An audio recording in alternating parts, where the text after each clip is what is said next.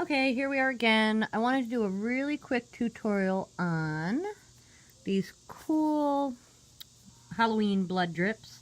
And they're just made out of hot glue. Real simple. I want to keep this kind of short and sweet.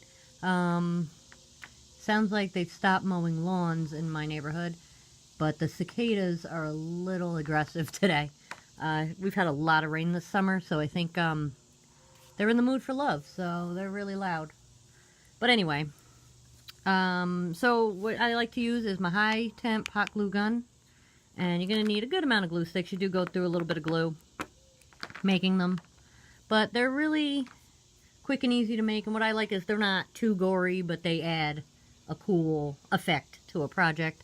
I will actually show, I want to show it, but I don't want my recipient, because it's a swap going out. So I'll probably give a little warning of when I'm ready to show that, just so if she's watching, she won't see it. I'll tell her to close her eyes. But anyway, so all I do is I use a piece of cardboard with some parchment paper on it. A lot of times I'll do it right on the project, so it'll be stuck right onto it. But I also wanted to gift some out as, you know, part of the gift. So I made them on the parchment so I can peel them right off. So basically, let me just pull this in a little bit closer. So all I'm going to do is use my high temp hot glue, and don't be stingy. Really put a lot on. I do have this cardboard propped up in my cell phone holder. And that just gives a nice angle so this stuff can drip. That's why I like the high temp. It lets it drip down. Oops, sorry, just hit the camera with my hot glue gun. And I'm just not being stingy. Do little drips, do big drips. You can spread them out farther, however you want to do them.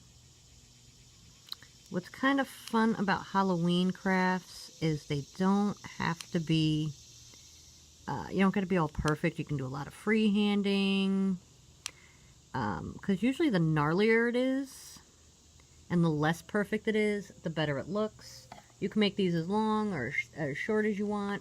You can cut the hot glue once it's cooled with a pair of scissors. I just use I use an old pair of scissors that aren't very sharp, and that's what I cut like my wire and stuff with sometimes.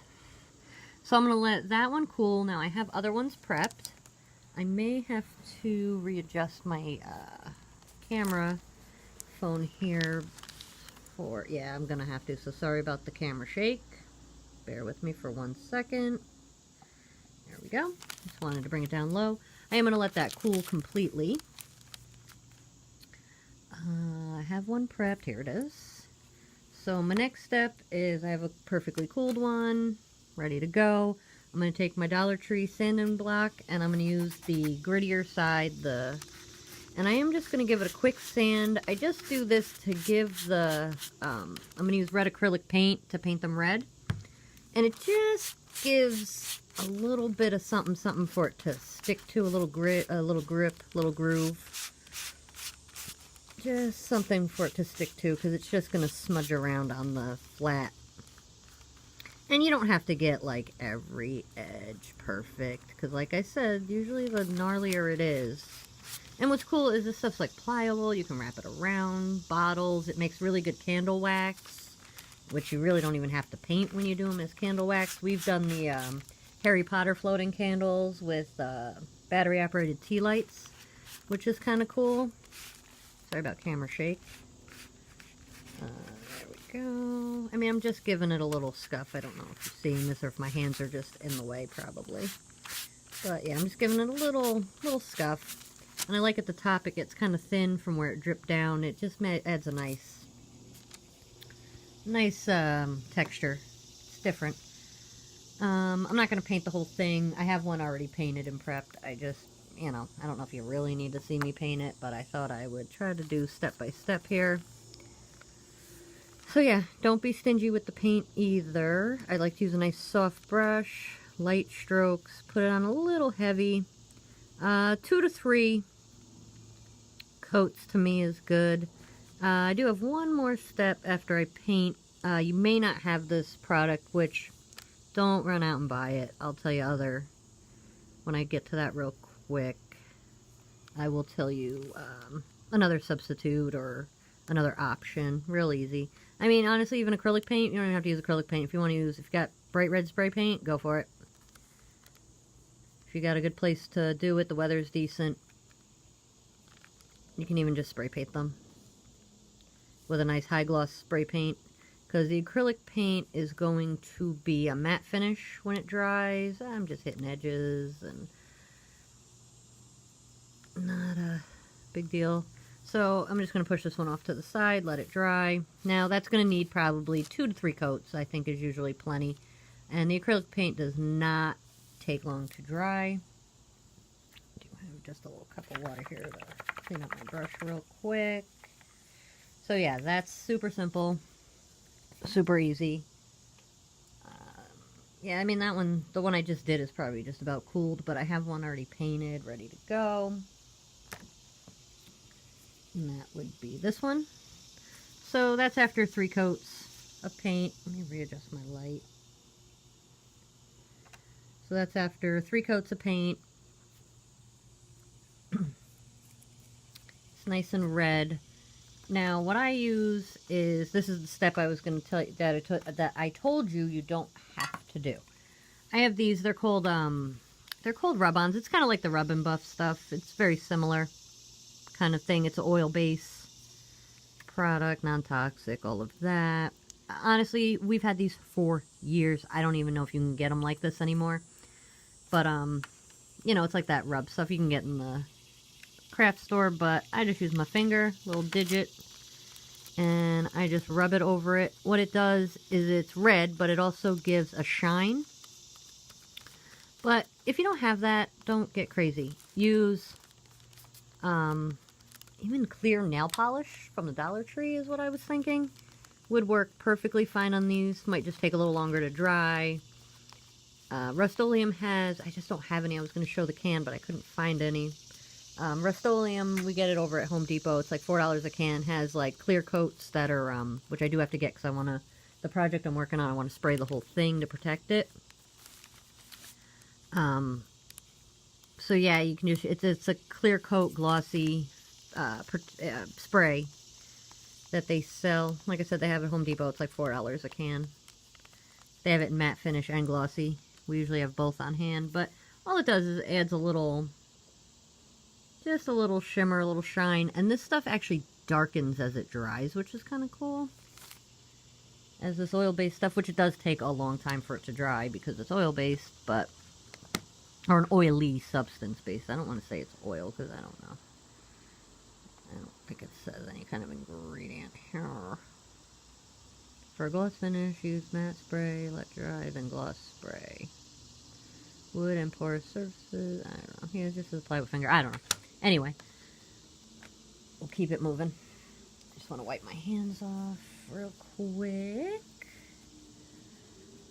So yeah, I mean, that's really it. Then you just let them dry. They're not sticky anymore on the back. I have one over here that's been drying for a little while. They're not really sticky anymore on the back. So I usually just either, like I said, I usually just do it directly onto the project. But I also wanted to gift some out in the project, in the swap. So you can just hot glue them onto whatever you're using. Just add a little dabs of hot glue, stick it on. Or, I don't know if sticky tape would work. I've never tried it. I don't know if it'll stick to the hot glue, because it's kind of plasticky. But I would even say pop dots if you wanted to pop them off, you know, give them a little bit more dimension. I'm also thinking about trying some for Christmas and painting them either a light blue or a white and trying to make them kind of look like snow dripping off like a house, or icing off of a gingerbread house. Maybe use some texture paste to give it like a snowy look, which I thought would be kind of cool. Now, I know it's a little see-through when you hold it up to the light, but when it's on a project, it's not see-through anymore. I mean, even on the white, it's just not see-through anymore. You're not going to see through it, so that's why I find 2 to 3 coats of paint is perfect. But you want them to look kind of glossy, because you want it to have that wet blood look. But yeah, I mean, that's really it. I am going to show it on the project that I'm working on. So, see, girl, if you're watching, close your eyes. I don't want you to see yet. The project is not even close, like the top isn't close to done yet. I still have a piece de resistance coming that I'm waiting on, but I just wanted to show kind of how it looks on a project. I did it directly on it, painted it directly on it, used that rub stuff directly on it. I am going to, like I said, I'm going to spray the whole thing glossy. Let me get a little better lighting angle here. There we go. That's better.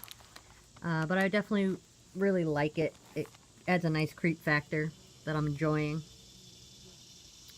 You know, and it makes nice blood drips without being gory. It's, you know, it doesn't have, it's not gross or anything.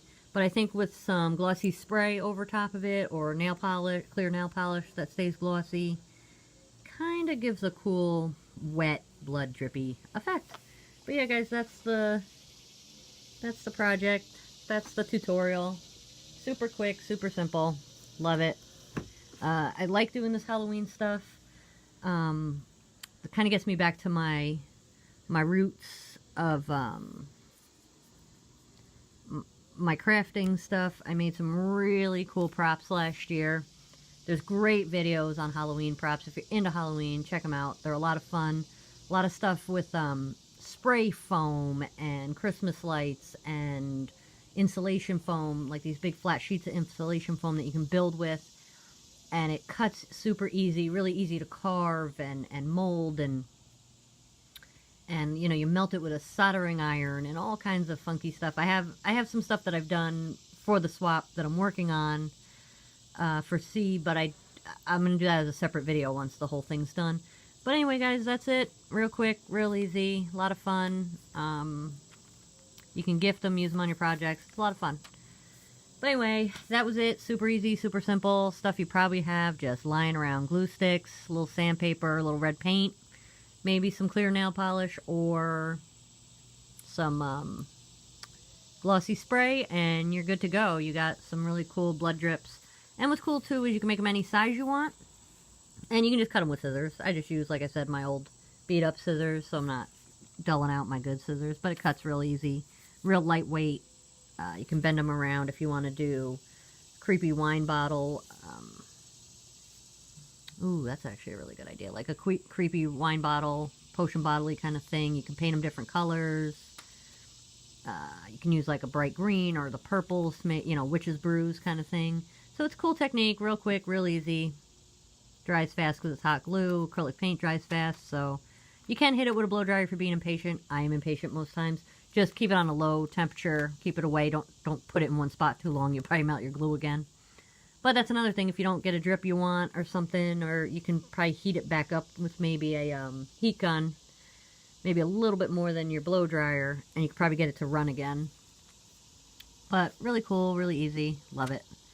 Thanks for watching. Have a good day, guys.